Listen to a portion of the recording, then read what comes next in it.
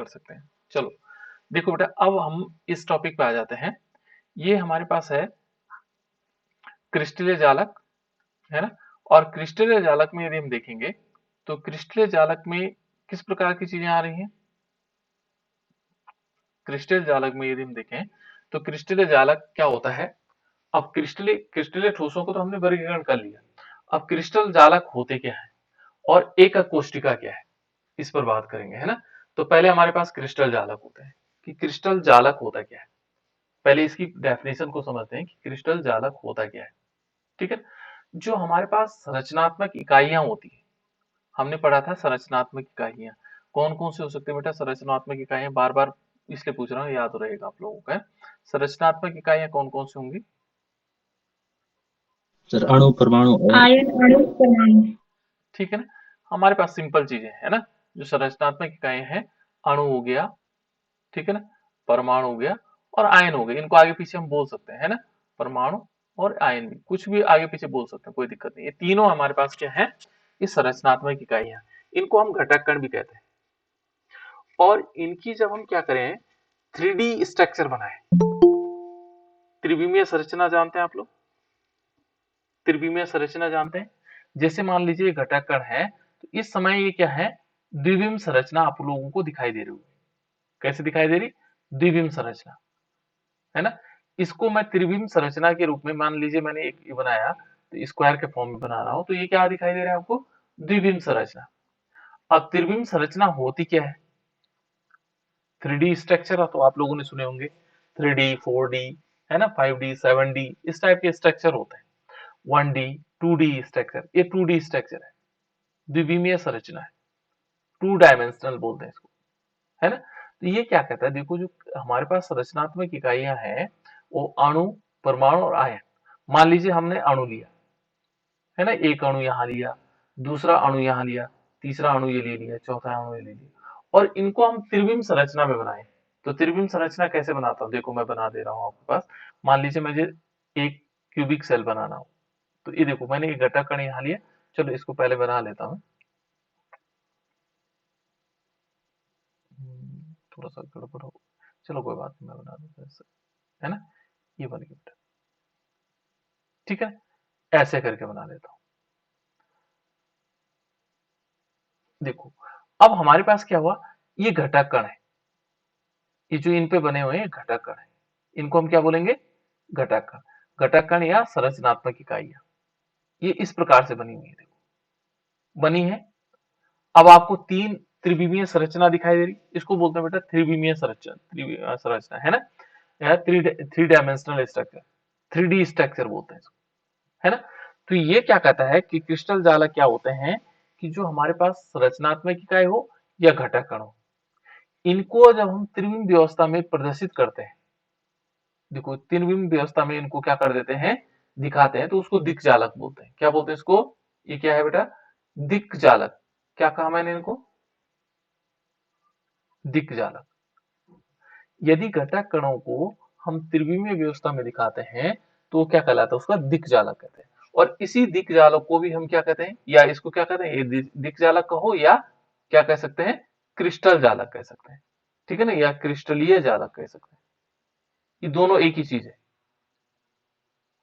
तो आपको परिभाषा याद हो गई होगी, है ना, कि जो हमारे पास क्या होंगे, संरचनात्मक इकाइयां हैं, यदि हम उनको त्रिविमीय व्यवस्था में प्रदर्शित करते हैं तो उसको क्या कहते हैं, दिक् जालक या क्रिस्टल जालक कहते हैं। तो सिंपल है, घटक कणों की त्रिविमीय व्यवस्था को हम क्या कहते हैं, दिक् जालक कहते हैं। तो एक ही लाइन आपको याद रखनी है ना। यहाँ पर हम ऐसे लिख सकते हैं, क्रिस्टल में, इसको हम इस टाइप से भी डेफिनेशन को कर सकते हैं, क्रिस्टल में, है ना। और यहाँ पर क्या आएगा, घटक कणों की त्रिविमीय व्यवस्था को हम दिक् जालक या क्रिस्टलीय जालक कहते हैं, ठीक है ना। तो ये हो गया बेटा हमारे पास क्रिस्टलीय जालक। समझ में आ गया, इतनी बात समझ में आई, क्योंकि ये इससे रिलेटेड अभी बहुत सारी चीजें आने वाली। तो हमने क्या करना है, यदि हम घटक कणों को त्रिविमीय व्यवस्था में क्या कर देंगे, व्यवस्थित कर देंगे, तो हमारे पास क्या होगा, दिक् जालक या क्रिस्टल जालक हो जाएगा, ठीक है। अब नेक्स्ट देखते हैं, इनके लक्षण क्या होते हैं। जो हमारे पास क्रिस्टल जालक होता है, जिसको हम क्या बोल रहे हैं, क्रिस्टलीय जालक, उसके लक्षण क्या होते हैं, इसकी कुछ प्रॉपर्टीज है ना, कुछ गुण है इसके, वो कौन कौन से हो सकते हैं। तो पहले क्या होगा कि जालक में जो क्या होगा, जो प्रत्येक बिंदु होगा, माना ये जालक हमने एक जालक बनाया, जालक अभी तो हम केवल क्या बना रहे हैं, एक इकाई सेल टाइप की बना रहे हैं। जालक बताएंगे कैसे होता है ना। जालक माने ये बहुत सारी चीजें, इकाई सेल काफी रिपीट हो जाए तो क्या कहलाएगा, जालक कहलाएगा। देखो ये है ना, ये हमने क्या किया, एक क्रिस्टल जालक बनाया, ठीक है। और ये कहता है कि जालक में जो ये मान लीजिए जालक है, इस जालक का मतलब ये नहीं है, इतना ही नहीं है, इससे आगे भी चलता रहेगा। जैसे मान लीजिए हम एक और बना देते हैं, देखो जैसे ये बन गया, ठीक है ना, एक स्ट्रक्चर इस टाइप से बन गया ऐसे करके, है ना। और एक स्ट्रक्चर यहाँ ऐसे बना लेते हैं, तो ये ऐसे जोड़ लेते हैं इसे, ठीक है। तो देखो ये इस प्रकार से जुड़ता चला जा रहा है, ठीक है ना, ये जुड़ता चला जा रहा है। यदि हम किस टाइप से देखें बेटा इसको, यहाँ से ऐसे जोड़, तो देखो दो हुए कि नहीं हुए, पहले एक था अब दो हो गए, फिर तीसरा और जुड़ेगा इसमें, देखो तीसरा ऐसे जुड़ता चला जाएगा। तो ये क्या बना, किस चीज का निर्माण करेगा, ये जालक का निर्माण कर रहा है, ठीक है ना। इसको हम ऐसे जोड़ देंगे, यहाँ से ऐसे जोड़ देंगे, ये रेड सेल ऐसे जुड़ गई, ठीक है ना। यहाँ थोड़ा सा जोड़ना कठिन लगता है ना, ऐसे करके यूं जोड़ते चले जाएंगे। तो ये तीसरी यूनिट हो गई, ये पीछे बैक साइड वाला है। तो ये पहली यूनिट तो ये हो गई, दूसरी यूनिट, ऐसे जुड़ते चले जाएंगे। तो ये किस चीज का निर्माण कर रहे हैं, क्रिस्टल जालक का निर्माण कर रहे हैं। कौन सा जालक बना रहे हैं बेटे, क्रिस्टल जालक। तो ये क्या कहता है कि ये जो क्रिस्टल जालक है, ये कह रहा है कि जालक में जो प्रत्येक बिंदु है, ये जो डॉट्स हमें दिखाई दे रहे हैं, जैसे एक डॉट यहाँ है, एक डॉट यहाँ है, एक डॉट यहाँ है ना, ये जो क्या है, जालक में प्रत्येक बिंदु, जालक बिंदु, इनको क्या बोलेंगे, ये जालक बिंदु। क्या कह सकते हैं इनको, बोलो क्या है बेटा ये, जालक बिंदु। बिल्कुल राइट, है ना, ये क्या है, जालक बिंदु। अथवा इनको क्या कहते हैं, दूसरा नाम क्या कहते हैं, जालक स्थल। आपके पास क्वेश्चन आएगा, जालक बिंदु या जालक स्थल किसे कहा जाता है, तो हम कह सकते हैं कि जालक में जो प्रत्येक बिंदु होगा उसको हम जालक बिंदु या जालक स्थल कह रहे हैं, ठीक है। पहला लक्षण ये है कि जालक में प्रत्येक बिंदु क्या कहलाएगा, जालक बिंदु या जालक स्थल कहलाएगा। क्लियर। दूसरा पॉइंट यदि हम देखें, क्या कहता है, देखो क्रिस्टल जालक, जो क्रिस्टल जालक है का प्रत्येक बिंदु एक अवयवी कण के रूप में निरूपित होता है। ये अवयवी कण है, अवयवी कण क्या होता है, ये अवयवी कण है बेटा, बोलो बोलो, आयन अणु। परमाणु अणु आयन। बिल्कुल। ये क्या हो सकते हैं, अणु हो सकते हैं, परमाणु हो सकते हैं, और तीसरा क्या हो सकता है, आयन हो सकते हैं। यहां पर ये कहता है, देखो ये कहता है कि क्रिस्टल जालक में जो प्रत्येक बिंदु है एक अवयवी कण को निरूपित करता है, अवयवी कण के रूप में है वो, है ना। जो क्या हो सकते हैं, एक परमाणु हो सकता है, एक अणु हो सकता है, या परमाणुओं का समूह भी हो सकता है, और यह आयन भी हो सकता है, ठीक है ना। तो ये दो लक्षण इसके हो गए। एक तो क्या होगा कि जालक में जो प्रत्येक बिंदु है वो क्या कहलाएगा, जालक बिंदु कहलाएगा। मैं पूछूं ये क्या है, तो आप कह सकते हैं ये जालक बिंदु। मान लीजिए मैंने कहा ये क्या है, तो आप कह सकते हो जालक बिंदु है, यह जालक स्थल है, ठीक है ना। इंग्लिश में इसको लैटिस कहा जाता है। लैटिस, इसको क्या कहते हैं, अंग्रेजी में कहते हैं लैटिस। क्या बोलते हैं बेटा उसको, लैटिस, है ना, लैटिस पॉइंट, ठीक है ना, अंग्रेजी में हम उसको लैटिस पॉइंट कहा जाता है। तो इस प्रकार से हम कह सकते हैं कि जालक में जो प्रत्येक बिंदु है वो जालक बिंदु है, ठीक है ना। डेफिनेशन आती है, जालक स्थल कैसे कहेंगे, तो हम कह सकते हैं जालक में प्रत्येक बिंदु जालक स्थल कहलाता है, ठीक है। और जालक, जो क्रिस्टल जालक में जो प्रत्येक बिंदु है वो ये क्या होगा, एक अवयवी कण को निरूपित करता है। और उसको वो क्या हो सकता है, एक अणु हो सकता है, एक परमाणु हो सकता है, परमाणुओं का समूह हो सकता है, आयन हो सकता है, ठीक है। तो इस प्रकार से क्या हो जाएंगे, इसको हम कहेंगे, क्या कहेंगे, क्रिस्टल जालक के लक्षण। तीसरा लक्षण देखो, जो हमें ये सीधी, देखो जो हम क्या कर रहे हैं, एक इस प्रकार से जोड़ रहे हैं ना, जैसे मान लीजिए हमने इस टाइप से लिया, ठीक है, और इस टाइप से हम इसको दिखा रहे हैं। तो एक बिंदु से दूसरे बिंदु को हम क्या कर रहे हैं, किससे जोड़ रहे हैं, लाइनों के द्वारा जोड़ रहे हैं। लाइन जुड़ रही है नहीं है, देखो ये लाइनों से जोड़ रहे हैं इनको। ये क्या कहता है कि जालक बिंदुओं को एक सीधी रेखाओं से जोड़ा जाता है। मान लीजिए अब यहाँ तो हमें टेढ़ी दिखाई दे रही नहीं, ये तिरछी दिखाई दे रही, लेकिन है क्या बेटा, ये सीधी रेखा है, ठीक है ना। ये कहता है कि जालक बिंदुओं को सीधी रेखाओं से जोड़ा जाता है। ऐसे तिरछी नहीं जोड़ा जाता, ऐसे ऐसे रेखाओं से नहीं जोड़ सकते कि मान लीजिए एक यहाँ पर है, एक बिंदु यहाँ पर, ये सीधी रेखाओं के द्वारा एक दूसरे से जुड़े, ठीक है ना। और जिससे क्या होगा, जालक की ज्यामिति को व्यक्त किया जा सकता है, ये जालक की ज्यामिति को व्यक्त कर सकते हैं। तो ये लक्षण है इसके, किसके किसके हैं बेटे, क्रिस्टल जालक के, ठीक है ना। हमने पहले जालक पढ़ा, इससे पहले हमने क्या पढ़ा, देखो यदि हम इससे पहले देखेंगे तो हमने पहले क्रिस्टल जालक पढ़ा। क्रिस्टल जालक क्या है कि जो हमारे पास क्या होंगे, संरचनात्मक इकाई है या घटक कण है, उनकी त्रिविमीय व्यवस्था को हम क्या बोलते हैं, त्रिविमीय व्यवस्था को दिक्जालक या क्रिस्टल जालक कहते हैं। और क्रिस्टल जालक के हमारे पास 3 लक्षण होंगे, ठीक है ना। इसके बाद चलते हैं हम फिर इकाई सेल। अब इकाई सेल क्या हुआ, ये कुछ टर्म्स है, कुछ बिंदु है। इकाई सेल, यदि हम कहें इकाई सेल क्या हुआ, ठीक है ना, यदि हम कहें इकाई सेल, तो इकाई सेल क्या होता होगा, या एकक कोशिका बोलते हैं बेटे, इसको क्या बोलते हैं, एकक कोशिका, या हम दूसरा इसको कहते हैं एकक कोशिका, ये दूसरा नाम है इसका, एकक कोशिका। ये क्या होता है, तो इसमें क्या होता है कि जैसे आप लोगों ने देखा होगा कि मान लीजिए हमें एक मकान बनाना है, तो उस मकान में सबसे छोटी इकाई क्या होती है, ईंट, होती कि नहीं होती। अब हम कहें कि ईंट क्या है, तो ईंट की यदि हम परिभाषा बोले तो ईंट को हम क्या कह सकते हैं, वह यूनिट, वह इकाई जिसकी पुनरावृत्ति करने से एक मकान बन जाता है।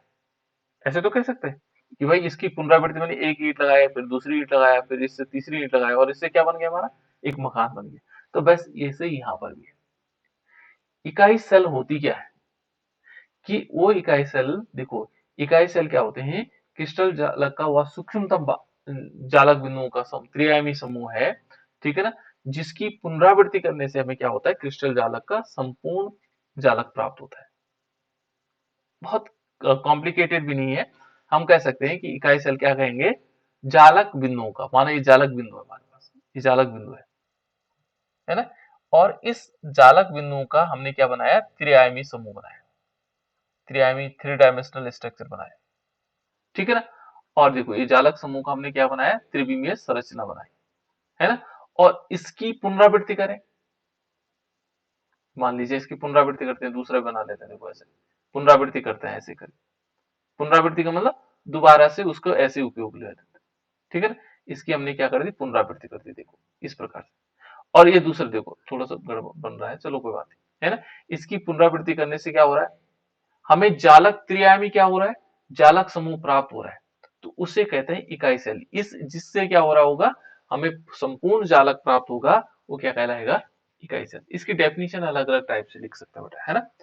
तो यहाँ पर ये डेफिनेशन थी, तो इस टाइप से हम इसको लिख सकते हैं, ठीक है ना। तो ये कहता है कि देखो इकाई सेल क्रिस्टल जालक का वह सूक्ष्मतम जालक बिंदुओं का त्रिआयामी समूह है, जिसकी पुनरावृत्ति करने से, या त्रिआयामी पुनरावृत्ति करने से हमें क्या होता है, क्रिस्टल या क्रिस्टल का संपूर्ण जालक प्राप्त होता है, पूरा का पूरा जालक प्राप्त हो जाएगा, वो हमारे पास इकाई सेल होता है। तो इस इकाई सेल की डेफिनेशन पूछी जाती है, ठीक है ना। तो इकाई सेल की डेफिनेशन अलग अलग किताबों में अलग अलग प्रकार से मिल जाएंगे आप लोगों को, है ना, कि किस इकाई सेल क्या हुई, क्लियर है ना। या हम इसको भी ऐसे भी कह सकते हैं बेटा कि सबसे छोटी इकाई जिससे हमें क्या होगा, जिसमें क्या होता है, जालक का समस्त गुण पाए जाते हैं, ठीक है ना। मतलब वह छोटी सी इकाई जिसमें क्या होगा, जालक का, जालक के सभी गुण पाए जाते हैं, उसे हम क्या बोलेंगे, इकाई सेल या एकक कोशिका कहेंगे। ठीक, क्लियर हुआ, यस नो। तो ये तो है बेटा इसका इकाई सेल। अब थोड़ी सी और आगे चलते हैं, ये तो इकाई सेल हो गया। उसके बाद नेक्स्ट है, देखो इकाई सेल में भी इसके पैरामीटर्स होते हैं, जो हमारे पास यूनिट सेल्स होते हैं इसके पैरामीटर्स होते हैं, ठीक है ना। और वो पैरामीटर किस प्रकार के होंगे, देखो नंबर एक तो क्या होंगे, अलग अलग पैरामीटर्स होते हैं। देखो इसमें क्या होगा, ये इकाई सेल हमारे पास बनी हुई, इसमें सिर्फ क्या नहीं दिखा रखे हैं, घटक कण नहीं दिखा रखे हैं, जैसे यहाँ पर कोई घटक कण नहीं दिखा रखा है, ठीक है ना। इस इकाई सेल में केवल घटक कण नहीं दिखाए हुए, ये इस प्रकार से हमारे पास इकाई सेल होगा, ठीक है ना। ये घटक कण नहीं दिखा रखे हैं इसमें, केवल हमने ऐसे बना हुआ। इसमें इस प्रकार से घटक कण होते हैं। घटक कण का मतलब यहाँ पर क्या होगा, अणु भी हो सकता है ना। अणु मान लीजिए मैंने कहा H2, तो ये क्या है, H2 क्या है, अणु है, ठीक है ना। और मान लीजिए मैं Cl कहूँ, Cl नेगेटिव, और यहाँ Na पॉजिटिव, तो ये हो जाएंगे आयन। ये क्या है बेटा, ये Na पे प्लस चार्ज लगा दिया मैंने, क्या है, बोलो। Na पे एक प्लस चार्ज लगा दिया, उसको क्या बोलेंगे, आयन। सोडियम आयन, है ना। Cl पे माइनस लगा दिया तो क्या बोलेंगे, क्लोराइड आयन, ठीक है ना। ये आयन है, ठीक है ना, ये अणु है। और माना मैं सपोज H लिखूं तो हाइड्रोजन परमाणु हो जाएंगे। तो यहाँ पर अणु आयन और सब हो सकते हैं, है ना। अब देखो इसके पैरामीटर्स कैसे होते हैं। देखो इसमें क्या कहता है कि तीनों अक्षों के अनुतटीय किनारों की आपेक्षिक लंबाइयां, देखो तीन तट है बेटा। देखो यहाँ पर यदि हम देखेंगे डॉटेड लाइंस जो आपको दिखाई दे रही होंगी, हर जहां पर भी जाओगे तीन तट है। देखो तीन तीन हमारे पास तट ही गए होंगे उनको। देखो एक इधर की तरफ जा रहा है, दूसरा इधर की तरफ आ रहा है, एक ऊपर की तरफ। यहाँ देखो इस पॉइंट में देखो, एक ऊपर की तरफ, एक इधर की तरफ, एक इधर की तरफ आ रहे हैं सब में ऐसे। इसमें सब में ऐसे हो रहा है कि नहीं हो रहा है, ठीक है ना। अब ये क्या है, देखो तीनों तटों की जो लंबाई है वो ए, बी और सी है। यदि मान लीजिए इसको उसने माना कि यहाँ से यहाँ तक की जो लंबाई है, जहां मैं खींच रहा हूँ, इस लाइन को खींच रहा हूँ, तो मान लीजिए उसने कहा कि ए लंबाई, यहाँ से यहाँ तक लंबाई ए, ये लीजिए ए की लंबाई ये है ए, है ना। और बी लंबाई उसने कहा चलो ये वाली बी लंबाई, ये इधर वाली लंबाई बी है, ऊपर वाली लंबाई ये सी है। इस टाइप से ये प्रत्येक जगह हो सकता है। तो देखो यहाँ पर ये आ जाएगा, ये बी हो जाएगा। यदि हम इसको ऐसे मान ले तो ये बी हो जाएगा। इधर की तरफ देखेंगे तो ये जाएगा। ये नीचे की तरफ देखेंगे तो ये क्या हो जाएगा, सी हो जाएगा। इसमें भी ऐसे ही हो सकता है। देखो ये इधर की लंबाई ये ए हो जाएगा, इधर की लंबाई ये बी हो जाएगा, इधर की लंबाई सी। तो ऐसे मान सकते हैं, है ना। इनमें क्या होंगी, ये अक्षीय दूरियां, ठीक है ना। उन्होंने क्या किया, ए बी और सी के फॉर्म में लिखा। किस रूप में लिखा, ए बी और सी के फॉर्म, अलग अलग, ठीक है ना। इस प्रकार से आगे एबीसी। और दूसरी कंडीशन क्या होगा, देखो जो किनारों के जो युग्म है, जैसे देखो ए, ये कह रहा है बी और सी, बी और सी, बी और सी कहाँ है बेटा, देखो ये बी है, ये वाला बी है, और ये सी है। ये वाली लाइन बी है और ये लाइन सी है, ठीक है ना। देखो उसके बाद कह रहा है सी ए, देखो सी ए है और ए है, देखो इनके बीच, देखो ये पहले क्या किया, बी सी, फिर उसके बाद सी ए, और उसके बाद ए बी, देखो ना, बी सी, सी ए और ए बी। और उनके मध्य जो कोण होंगे, इनके मध्य जो कोण होंगे, अल्फा, बीटा और गामा, ये कोण के नाम दिए हुए हैं। उन्होंने कहा जो बी और सी के बीच कोण होगा, इस और इस लाइन के बीच कोण होगा, उसको हम क्या कहेंगे, अल्फा। ये है अल्फा, है ना। जो हमारे पास सी ए का होगा, सी और ए में क्या होगा, इसको कहेंगे बीटा। ये एंगल है बेटा। और ए और बी के बीच जो एंगल होगा उसको बोलेंगे गामा। तो अल्फा, बीटा और गामा, तीन प्रकार के एंगल हमारे पास है, ठीक है ना। तो ये पैरामीटर्स है इनके, ये क्या है, इनके पैरामीटर है। वो कहता है कि इस टाइप से हम इसको मान सकते हैं, ठीक है। तो इस प्रकार से हम इसको समझ सकते हैं, ठीक हो गया। ओहो,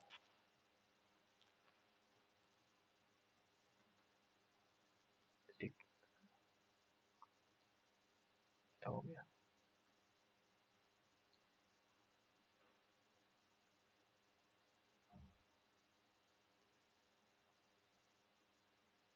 कहाँ से हो गया हमारा, गड़बड़ क्या हुआ है, कुछ गड़बड़ हो गया मेरे से।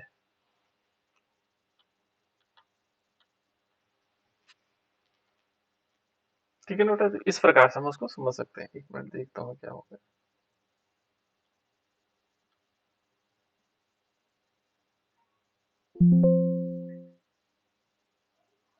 चलो देखते हैं इसमें।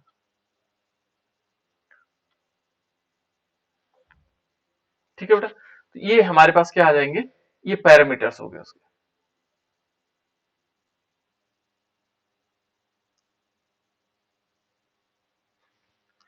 क्लियर हो गया? तो इस टाइप से हम उसको पैरामीटर समझ सकते हैं। अब देखो इसके बाद हमारे पास इकाई सेल के प्रकार, ये जो टाइप है कि जो इकाई सेल है, पहले हमने देखा इकाई सेल क्या होती है, फिर उसके इकाई सेल के पैरामीटर्स क्या होते हैं, इकाई सेल के प्रकार कितने हो सकते हैं। तो इकाई सेल के प्रकार कितने होते हैं, कितने प्रकार के हो सकते हैं इकाई सेल, किसी को मालूम है? यहाँ पर यदि हम जनरली देखेंगे तो इकाई सेल मुख्यतः 3 प्रकार की होती है। एक होती है बेटा मौलिक इकाई सेल, है ना, क्या क्या बोलते हैं उसको, मौलिक इकाई सेल, ठीक है ना, मौलिक इकाई सेल, ठीक है ना, इकाई सेल। दूसरा होता है, यदि देखेंगे तो ये होता है अंतः केंद्रित, अंतः केंद्रित इकाई सेल, ठीक है ना। और जो तीसरी होती है वो होती है फलक केंद्रित इकाई सेल। इनको आगे पीछे कर सकते हैं, कोई दिक्कत नहीं है ना, फलक केंद्रित इकाई सेल। एक और है लेकिन वो जनरली नहीं होता है ना, उसको किनारा केंद्रित इकाई सेल कहते हैं। क्या बोलते हैं, किनारा केंद्रित इकाई सेल। तो यदि हम देखेंगे तो हमारे पास कितने प्रकार के हो गए, मुख्यतः जो 3 प्रकार की होती है, जो इस बार पूछा भी गया था प्रश्न में, ठीक है ना, इस बार के 3 नंबर के क्वेश्चन में पूछा गया था, है ना। इसको हम आद्य इकाई सेल भी कहते हैं, प्रिमिटिव टाइप, है ना, क्या बोलते हैं, आद्य इकाई सेल, ठीक है ना। यहाँ पर ये फलक केंद्रित इकाई सेल और साथ साथ में किनारा केंद्रित इकाई सेल है। तो ये हमारे पास क्या होगी, यदि हम इकाई सेल को देखेंगे तो इकाई सेल मुख्यतः कितने प्रकार की होती हैं, 3 प्रकार की, है ना। 4 भी लिख सकते हैं, कोई ऐसी दिक्कत नहीं है ना। तो इकाई सेल क्योंकि हमने इनको अलग अलग पढ़ना है, तो पहले देखो बेटा मौलिक इकाई सेल है, ठीक है ना। लेकिन मौलिक इकाई सेल को यदि देखेंगे तो मौलिक इकाई सेल के अलग अलग पार्ट है। पहले मौलिक इकाई सेल को जानते हैं, मौलिक इकाई सेल है क्या, ठीक है। तो इस इकाई सेल की विशेषता क्या होती है बेटा, इसको हम प्रिमिटिव या आद्य इकाई सेल भी कहते हैं। क्या बोलते हैं, आद्य इकाई सेल, ठीक है ना, इसको क्या बोलेंगे, आद्य इकाई सेल। और इसमें क्या होता है, इसकी यदि हम परिभाषा देखेंगे तो जो घटक कण होते हैं, घटक कण क्या होते हैं बेटा, सर आयन, अणु, परमाणु। बिल्कुल, आयन, अणु और परमाणु। ये ध्यान रखना, जो घटक कण क्या होंगे, घटक कण केवल कहां पर होते हैं, केवल कोनों पर होते हैं, ध्यान रखना। घटक कण केवल कहां पर होंगे, कोनों पर। मौलिक इकाई सेल में क्या होगा, घटक कण क्या होंगे, केवल, क्या कहा मैंने, घटक केवल कोने में होंगे। बिल्कुल, ठीक है ना। यानी कि जो मौलिक इकाई सेल यदि हम बनाना चाहिए, मैं आपको कहूं मौलिक इकाई सेल बनाओ, तो आपने क्या करना है, ऐसे बनाना है। ये देखो मौलिक इकाई सेल ऐसे हो गए, ये देखो ये कोने हैं इसके, है ना, ये कोने हैं। और एक एक क्यूब में कितने कोने होते हैं, बताओ जल्दी से। क्यूब मतलब घन में कितने कोण होते हैं, 8 घन होते हैं ना, 8 कोने होते हैं। देखो 1 2 3 4 5 6 7 8, है ना। तो यदि देखेंगे केवल इसमें जो, यदि इसको कहेंगे तो ये मौलिक इकाई सेल बना, क्या बना, मौलिक इकाई सेल। और मौलिक इकाई सेल में क्या हो रहा है, केवल जो घटक कण है वो कोनों पर है, देखो प्रत्येक कोने पर है, जहां कोना होता है वो देखो प्रत्येक कोने पर हमारे पास घटक कण है, ठीक है। तो इसको बोलते हैं मौलिक इकाई सेल। यहाँ इसकी परिभाषा हमारे पास इस टाइप से हो सकती है कि वह इकाई सेल जिसमें घटक कण केवल उसके कोनों पर उपस्थित होते हैं, मौलिक इकाई सेल, ठीक है ना, इकाई सेल, सरल इकाई सेल, आद्य इकाई सेल भी कहा जाता है इसको, ठीक है ना, primitive type of unit cell भी कहा जाता है। तो इस प्रकार से हमारे पास क्या होगा, इसकी परिभाषा हो जाएगी। मौलिक इकाई सेल क्या हो गए, ये आ गया। लेकिन ये मौलिक इकाई सेल क्या होते हैं बेटा, ये बहुत सारे प्रकार के होती हैं, और बहुत सारे प्रकार का मतलब ये 7 प्रकार की होती है। देखो जो मौलिक इकाई सेल है, हमने कहा था हमारे पास जो इकाई सेल है वो 3 प्रकार की होती है मुख्यतः, है ना, मुख्यतः 3 प्रकार, मौलिक इकाई सेल, फलक केंद्रित इकाई सेल और अंतः केंद्रित इकाई सेल। किनारा केंद्रित इकाई सेल को मैंने नहीं लिया, ठीक है। तो ये देखो तीन प्रकार की, मुख्यतः 3 प्रकार की होती है ना। और जो मौलिक इकाई सेल है इसके प्रकार बहुत सारे हैं, और ये कितने प्रकार की होती हैं, 7 प्रकार की। देखो पहले है, देखो मौलिक इकाई सेल में यदि हम देखेंगे तो मौलिक इकाई सेल में क्या होगा, इसको कहा जाता है, ये क्रिस्टल जालक, सरल इकाई सेल भी कहते हैं इसको। ये निम्न प्रकार की होती है। तो पहला इसमें देखो बेटा पहला है इसमें घनीय घनीय आइसोमेट्रिक तंत्र, घनीय या आइसोमेट्रिक तंत्र। और इस इकाई सेल में क्या होगा, होगी तो मौलिक इकाई सेल। मौलिक इकाई सेल में की परिभाषा क्या बताई मैंने अभी, आप लोगों को बतानी।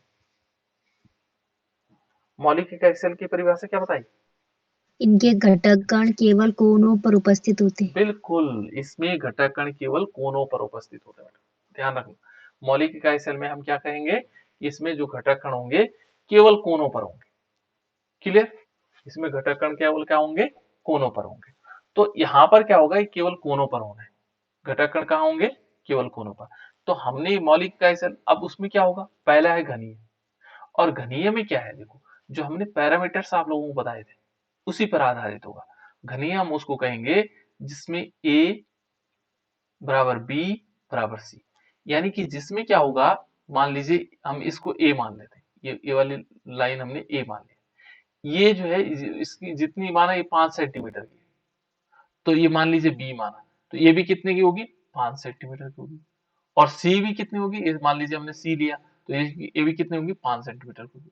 यानी कि सब बराबर होंगे, जो a की लंबाई होगी वो b के बराबर होगी, b की लंबाई c के बराबर होगी। और इनका दूसरा क्या है, क्या कहा, देखो अल्फा बीटा और गामा ये 90 डिग्री होंगे।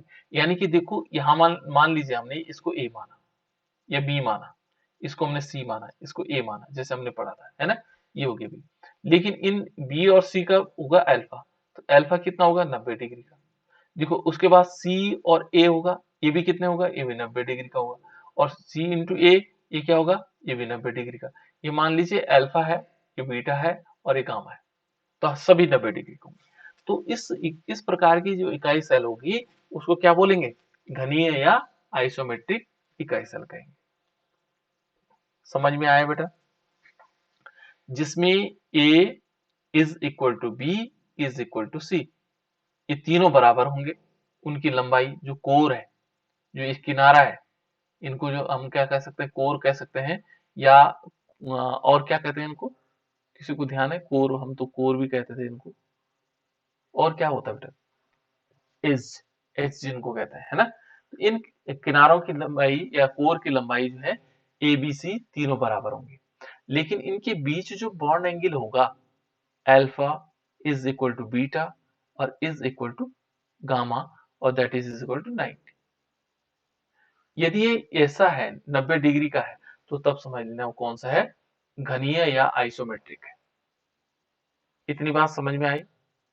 अल्फा बीटा और गामा यदि क्या है, वो समान है, बराबर है, तो ऐसी दशा में हम उसको क्या बोलेंगे, क्या हो जाएगा, इसको बोलेंगे घनीय या आइसोमेट्रिक सिस्टम।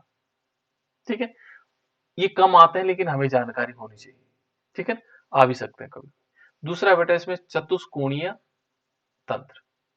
अब इस चतुष्कोणीय तंत्र में क्या होगा, देखो ये कहता है किनारों की लंबाई लंबाई समान, a is equal to b, यानी कि जो a है, ये देखो यहां से यहां तक की जो लंबाई a और ये जो b की लंबाई है, ये तो समान है, a is equal to b, है ना। और c क्या है, भिन्न है।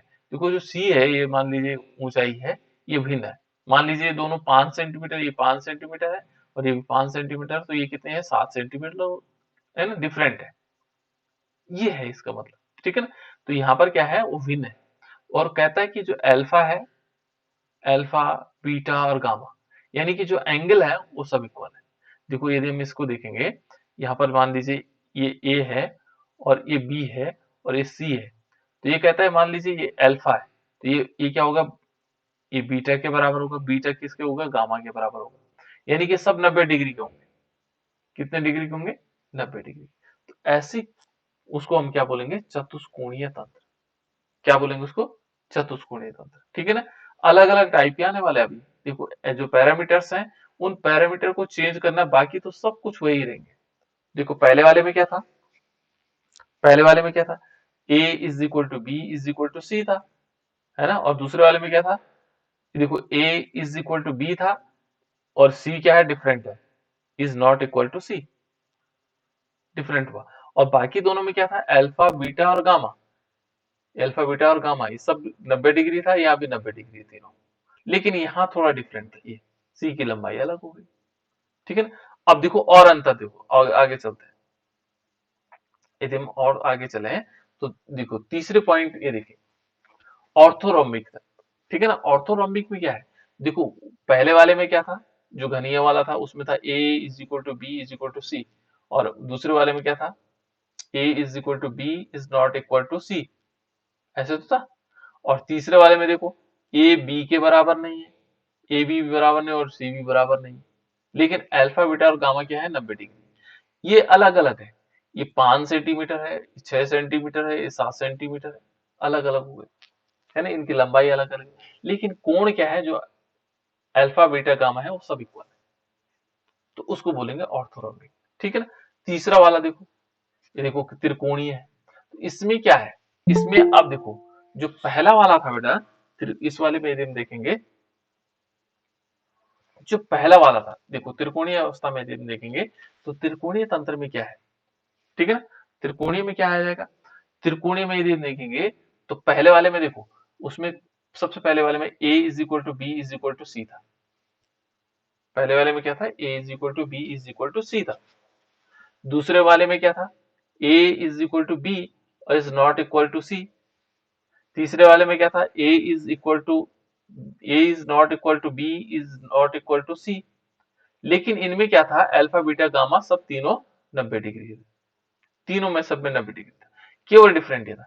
अब देखो इस त्रिकोणीय में क्या है, a is equal to B is equal to C, ये तो सही है, लेकिन ये कहता है जो अल्फा बीटा और gamma is not equal to 90, जो अल्फा होगा, बीटा होगा और गामा होगा, ये तीनों कोण क्या है, 90 डिग्री नहीं है, ये क्या नहीं है, 90 डिग्री के नहीं है तीनों। देखो यहाँ पर देखो ये भी नहीं है, और जबकि ए बी सी के बराबर है, तो इसको बोलते हैं त्रिकोणीय या रोमोहेड्रल सिस्टम भी कहा जाता है ना, रोमोहेड्रल। तो इस प्रकार से नेक्स्ट देखो बेटा इसमें, उसके बाद आता है मोनोक्लिनिक।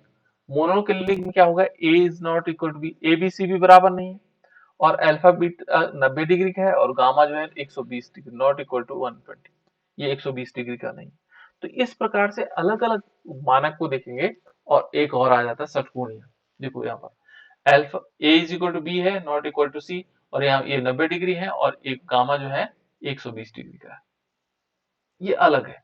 तो मैं इसलिए जल्दी जल्दी इनको बता रहा हूँ क्योंकि ये ज्यादा इंपॉर्टेंट नहीं है। उसके बाद है ट्राइक्लिनिक, इसमें देखो alpha beta sorry a B c क्या है, तीनों इक्वल नहीं है, और जो ए बी है ये 90 डिग्री के बराबर नहीं है, तो ये ट्राइक्लिनिक हो जाएगा, ठीक है ना। अब ये तो थे 7 प्रकार की जो हमारे पास सिस्टम है, ये कौन से थे, मौलिक इकाई सेल के, जिनमें केवल घटक कण क्या थे, कोनों पर थे। मौलिक इकाई सेल किसे कहते हैं, मौलिक इकाई सेल उसको कहते हैं बेटा जिसमें घटक कण केवल क्या होते हैं, कोनों पर होते हैं, घटक कण केवल क्या होते हैं, कोनों पर होते हैं, ठीक है। और दूसरा नंबर, ये कितने प्रकार के हैं, 7 प्रकार के, ठीक है ना, ये अलग अलग चीजें मैंने बता दी। दूसरा नंबर आता है बेटा फलक केंद्रित इकाई सेल, दूसरा नंबर किसका आता है, फलक केंद्रित इकाई सेल। अब ये क्या होता है, फलक केंद्रित इकाई सेल क्या होता होगा, देखो इसको समझ लेते हैं। इसमें क्या होगा, ये कहता है कि वे इकाई सेल जिनमें घटक कण, देखो घटक कण उसके कोनों के साथ साथ प्रत्येक फलक पर स्थित होते हैं। यानी कि सिंपल इसको परिभाषा ऐसे लिखो, यदि आपको कठिन लग रहा है, इसमें क्या होगा, घटक कण कहाँ होंगे, फलक या कोनों के साथ, हम ऐसे लिखेंगे कोनों के साथ फलक पर भी होते हैं, ठीक है ना। हम इसमें शॉर्टकट ऐसे लिख सकते हैं, कोनों प्लस फलक, ठीक है ना। यानी कि जो घटक कण होंगे कोनों के साथ साथ फलक पर भी होते हैं। तो एक इकाई सेल में कितने फलक होते बेटा, फलक बताने आपको, जो इकाई सेल होती हैं, क्यूब होते हैं, उसमें कितने फलक होते हैं, ये घन में कितने फलक होते हैं, फलक बताने। चलो आप किसी कमरे में बैठे हैं, सब लोग कमरे में बैठे हुए अभी, है ना। देखो छत, एक ऊपर छत हुई, छत दिखाई दे रहा होगा आपको, है ना। तो पहले छत हो गए ऊपर, एक ठीक आपका बॉटम है जो फर्श है, ठीक है ना, एक आपके दाहिनी हाथ की तरफ दीवार है, ये एक बाएं हाथ की तरफ दीवार है, एक ठीक सामने दीवार है और एक पीठ पीछे दीवार है। कितने हो गए? गिनो कितनी दीवार है आपके पास? 4 दीवारें, एक आपकी दाहिनी तरफ है, एक बाएं तरफ है, एक सामने, एक पीछे। 4 तो ये दीवारें होंगी, एक छत हो गया, एक फर्श हो गया।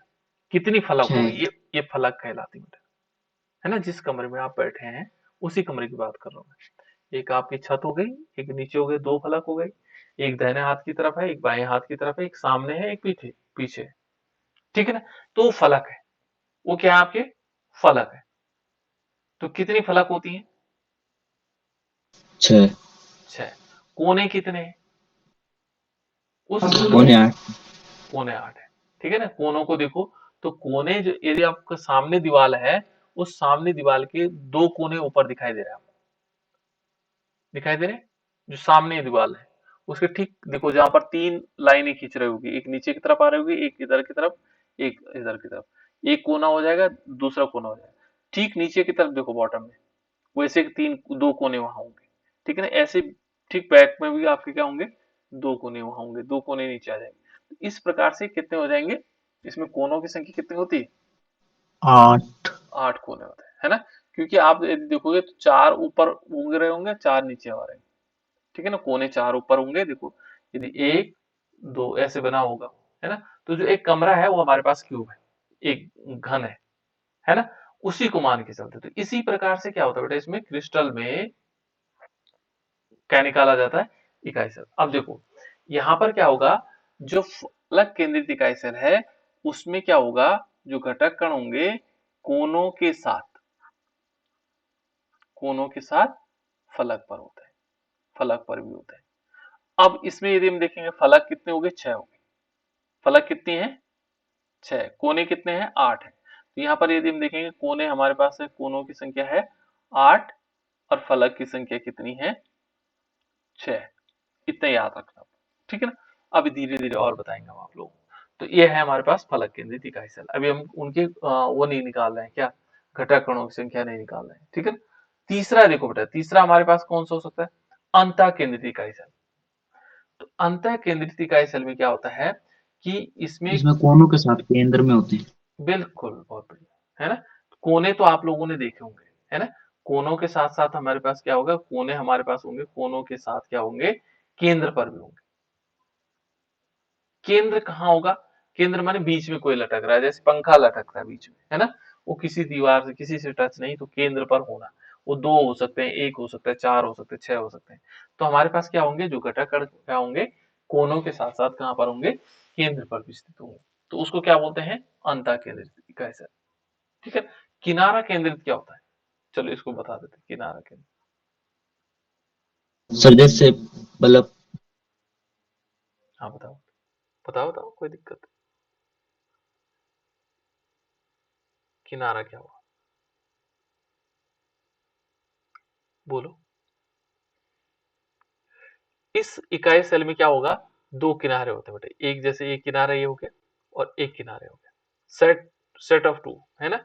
इनको हम किनारा कह सकते हैं, किनारा केंद्रित। यदि इनके केंद्र में कोई घटक कण है, यहाँ पर बीच में, ये है किनारा, है ना। इसके यहाँ बीच में आ जाए या इसके और इसके बीच में आ जाए, ये भी किनारे हो सकते हैं।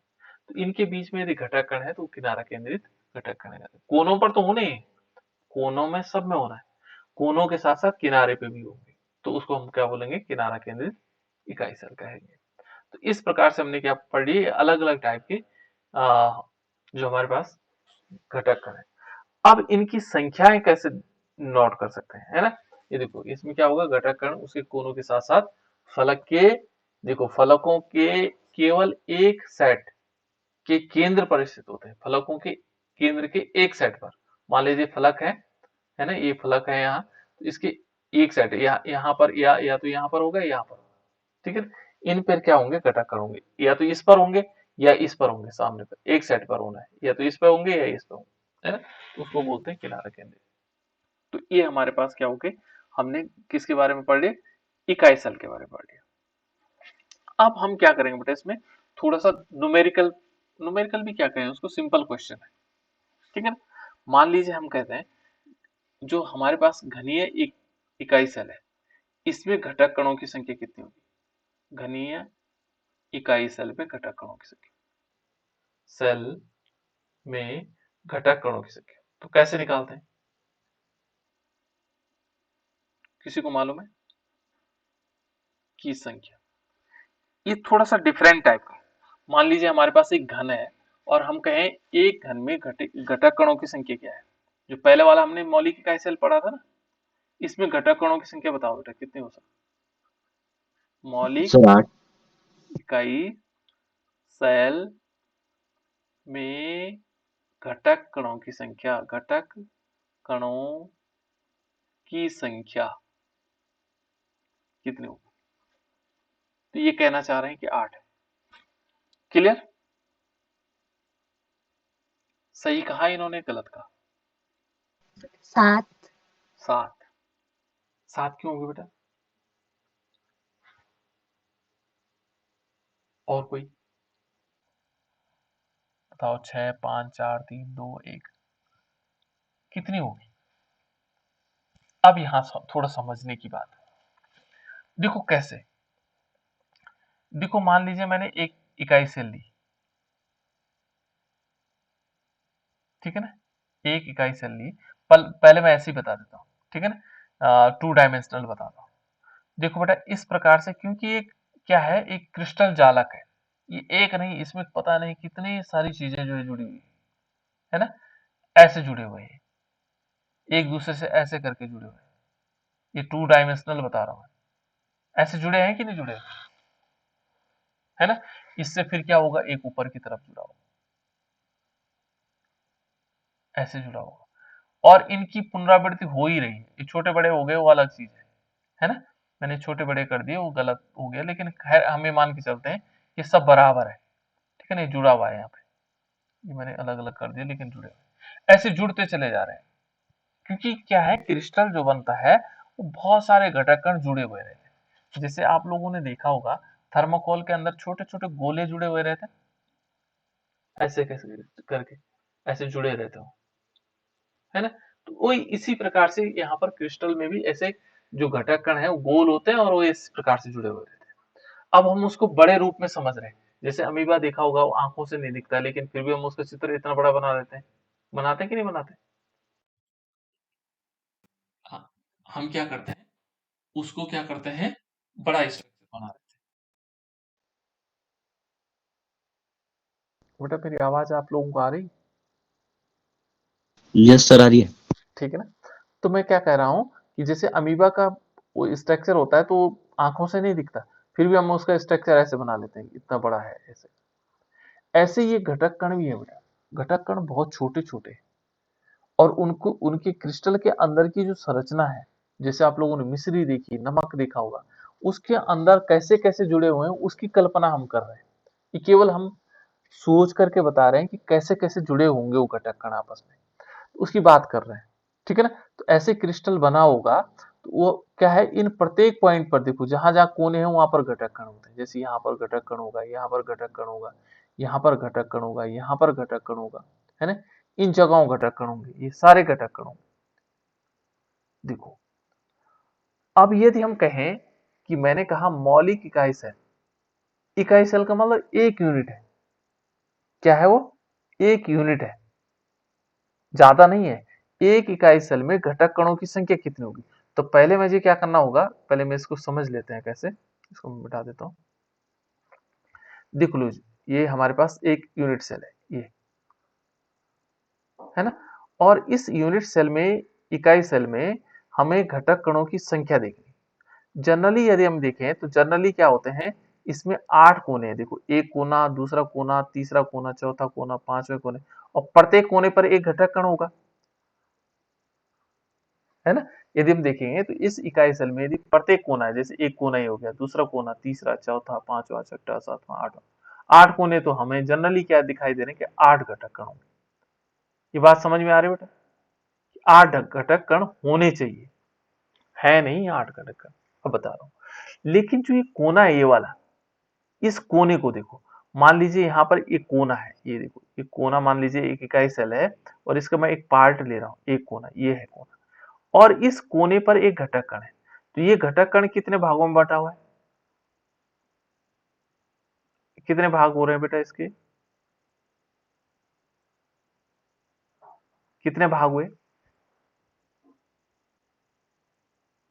इसमें देखो ना कितने पार्ट हुए, बताओ, आप बताओ मुझे। 2 दो भाग हुए। देखो इस घटक कण के, जो घटक कण कितने भाग हो गए इसके? 4 एक हिस्सा तो इसके हिस्से चले गया, दूसरा हिस्सा इसके चले गया, तीसरा हिस्सा इसके चले गया, चौथा हिस्सा इसके चले गया। 4 भाग तो तब हुए जब केवल 4 नीचे की तरफ है। जैसे मान लीजिए हमारे पास एक, यदि हम इसको देखें तो ऐसे बना हुआ है, ये 4 पार्ट तब हुए जब इसके ऊपर मान लीजिए घटक कण ऐसे बना हुआ, ठीक है ना। अब यूनिट सेल इनको मान लो, ये देखो एक यूनिट सेल में कितने हुए? 4 भाग हुए इस घटक कण के। लेकिन हुआ क्या बेटा, देखो 4 यहाँ पर जो कोना होगा ना, यहाँ पर छत का कोना होगा, तो उससे ऊपर भी तो मंजिल होगी। ये तो नीचे वाले मंजिल की बात कर रहे हैं, है ना। इसके ऊपर भी एक मंजिल और इस टाइप से जुड़ी होगी इससे, ऐसे करके। इस घटक कण पर यदि हम देखेंगे तो यहां पर एक पार्ट और होगा, ठीक है ना। इसको एज्यूम कर लो, एक ईंट के ऊपर जो किनारा है उस ईंट के, तो ये ईंट है, इस ईंट का किनारे का थोड़ा कल्पना करनी है आपको। इस ईंट को देखो, इस ईंट के इधर भी एक ईंट लगी होती है, एक ईंट उधर पीछे की तरफ लगी होगी, एक उधर इधर की तरफ लगी होगी, यहाँ पर एक इसकी, इस ईंट के ऊपर एक ईंट और लगी होगी, इस ईंट के ऊपर भी एक ईंट और लगा रखी होगी, सबका कोना यहाँ पे मिल रहा होगा। यहाँ पर यदि देखोगे तो यहाँ पर 8 कोने मिल रहे होंगे। इस कोने पर कितने कोने मिल रहे होंगे? 8 कोने, क्योंकि एक तो इधर से जुड़ा होगा, एक नीचे की तरफ जुड़ा होगा, एक ऊपर की तरफ यहाँ पर भी जुड़ा होगा ऊपर से, एक इधर से भी जुड़ा होगा, फिर एक इस सामने से जुड़ा होगा। तो यहाँ पर यदि ध्यान रखोगे तो एक कोना होता है बेटा, इस कोने क्या होगा, इस कोने का जो एक घटक कण है उसका इसके हिस्से कितना आएगा? 1/8 भाग आता है, ध्यान रखो। कितना पार्ट आएगा? 1/8। ये समझना जरूरी। एक इकाई सेल में जो इकाई सेल होगा, मान लीजिए जो हमारे पास इकाई सेल है, इसका जो कोना है, एक कोना है, आप लोग बॉक्स लगा करके देखना, है ना। यहाँ पर जो कोना है, इस कोने का जो ये पूरा एक घटक कण था, इसका 4 भाग तो पहले हो गए, लेकिन इसके हिस्से कितना आया, इस इकाई सेल के हिस्से कितना आया? इस कोने का जो ये घटक कण था, पूरा घटक कण था, उसका 1/8 हिस्से इसके हिस्से आया। 1/8 हिस्सा किसके हिस्से आया? इसके हिस्से, ठीक है ना। इस प्रकार से आ जाएगा, केवल 1/8 भाग। तो इसलिए क्या करते हैं, इसमें है 8 घटक कण, टोटल यदि देखेंगे कितने हैं? 8। लेकिन इसमें क्या होगा, उनका प्रत्येक का 1/8 हिस्सा इसका आएगा, यानी कि 1/8 हिस्सा ये होगा, ठीक है ना। 1/8 हिस्सा ये होगा, प्लस करते चले जाएं, ठीक है ना। कितनी बार होगा? 1/8 प्लस 1/8, ऐसे जोड़ते चले जाएंगे। 1/8 1/8 1/8 1/8, 4 हो गए और 4 के नीचे हो गए, यानी कि हमें 1/8 को कितनी बार जोड़ना होगा? 8 बार जोड़ना। तो हमें कितना मिलेगा, बताओ कितना मिलेगा? बताओ बेटा, गणित आती होगी थोड़ा बहुत। 1 8 ही 2 मिलेगा 3 सर। 4 5 6 एक 7 और 8, कितना होगा सर बेटा? 128। बिल्कुल। देखो ये ऊपर की संख्याएं जुड़ जाती हैं तो 8/8, यानी कि हमारे पास क्या होगा? एक घटक। अब निकाला कैसे जाएगा, ध्यान रखना। अब आपको समझना क्या है, ठीक है ना, कि यदि आपके पास क्वेश्चन आता है कि जो हमारे पास क्या है, मौलिक इकाई सेल में घटक कणों की संख्या कितनी होगी, तो हमें निकालना पड़ेगा मौलिक, जो हमारे पास क्या होगा, ये मैंने अभी बताया, किसके बारे में बताया? मौलिक इकाई सेल। मौलिक इकाई सेल में घटक कणों की संख्या, घटक कणों की संख्या, कणों की संख्या। तो कैसे निकालेंगे? हम करेंगे 8 घटक कण है, लेकिन उनका प्रत्येक का 1/8 भाग हिस्सा आता है, तो 8 से 8 काट दो तो कितना आ जाएगा? एक घटक कण। कोनों पर कितने घटक कण है? एक इकाई सेल में कितने घटक कण है? केवल एक। कितना हुआ बेटा इसमें? एक घटक कण है। ये समझना जरूरी। क्लियर? समझ में आया कि नहीं आया? इतनी बात समझ में आ गई बेटा? Yes sir. ठीक है, सबकी समझ में आ गया होगा। अब दूसरा देखो, अब दूसरा है फलक। दूसरा क्या है बेटा? फलक केंद्रित इकाई सेल। ठीक है ना? फलक केंद्रित इकाई सेल। अब इस फलक केंद्रित इकाई सेल में हमें घटक कणों की संख्या निकालनी। में घटक कणों की संख्या कैसे निकालेंगे? की संख्या कैसे निकालेंगे? पहले हमें देखना होगा फलक केंद्रित इकाई सेल होती क्या है। ठीक है, तो हमें पता है फलक केंद्रित इकाई सेल में क्या होता है? कोनों के साथ क्या होता है? इसमें घटक कण कहाँ होते हैं? फलक फलक केंद्र। पर, फलक पर भी होते हैं, है ना? इसमें घटक कण कोनों पर भी होंगे और फलक पर भी होंगे। कोनों पे और फलक पर होंगे। ठीक है ना? अब कोनों पर तो हमने निकालना सीख गए कि 8 होंगे कोने और उसका 1/8 निकाल देंगे। एक तो हो गए कोनों पर, लेकिन फलक पर कैसे निकालेंगे? तो पहले हमें देखना होगा बेटा फलक की संख्या कितनी है। फलक की संख्या है हमारे पास कितनी फलक होती है? 6। ठीक है ना? अब एक फलक देखो, ये मान लीजिए फलक है। फलक का मतलब एक दीवार है और उसमें घटक कण यहां बीच में हुआ, तो कितने भाग हुए बेटा इसके?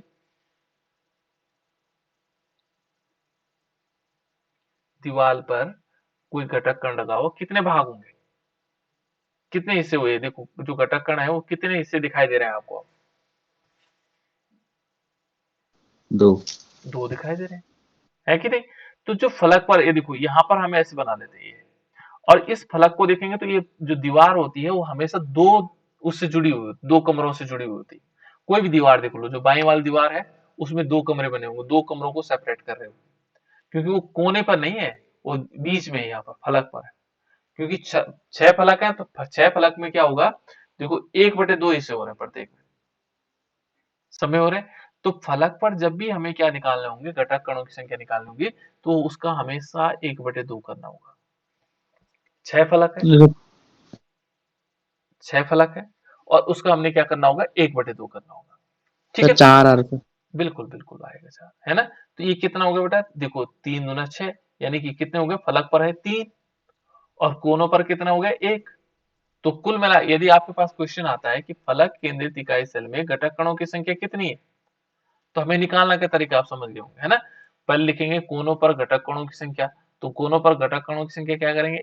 8 मल्टीप्लाई बाय 1/8 बराबर 1। फिर लिखेंगे फलक पर घटक कणों की संख्या।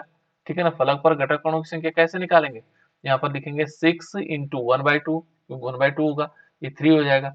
कुल घटक कणों की संख्या निकालेंगे, कुल कितने हो जाएंगे? कुल घटक कणों की संख्या कितनी हो जाएगी? 1 + 3 बराबर क्या आ जाएगा? 4 आएगा। तो जो फलक केंद्रित इकाई सेल होगा उसमें घटक कण की संख्या कितनी होगी? 4 हुआ बेटा? क्लियर हुआ? मेरी बात समझ में आई या नहीं आई? आई सर। ठीक है ना? अब ऐसे क्या होगा? हमारे पास लास्ट वाला बचता है, वो होता है अंतः केंद्रित वाला। तो अंतः केंद्रित में क्या बताया था मैंने? कोनों प्लस अंतः केंद्र पर। तो सर इस कोनों, पे 2 आ रहे हैं। हाँ 2 आएंगे बेटा, है ना?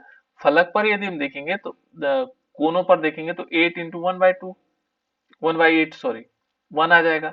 लेकिन जो अंतः केंद्र पर होगा, अंतः केंद्र का मतलब जो क्या होगा? बीच में लटक रहा होगा, कमरे के बीच में लटक, वो किसी में पार्टिसिपेशन नहीं करता है। जो बीच में लटक रहा होगा वो क्या होगा? घटक कण जो बीच में लटक रहा है वो किसी से टच नहीं हो रहा, उसका पार्टिसिपेशन नहीं हो रहा है, उसको 2 भागों में नहीं बांटा जा रहा, 4 भागों में नहीं बांटा जा रहा, वो केवल पूरा का पूरा इसके हिस्से आ रहा है। किसके? इस इकाई सेल के, है ना? तो उस क्या होगा? पूरा का पूरा आ गया, तो इसमें 1 तो ये आ गया और अंतः केंद्र पर 1 हो गया, तो टोटल मिलाकर 2 घटक कण। इस प्रकार से हम घटक कणों की संख्या निकालते हैं। ठीक है? अब देखो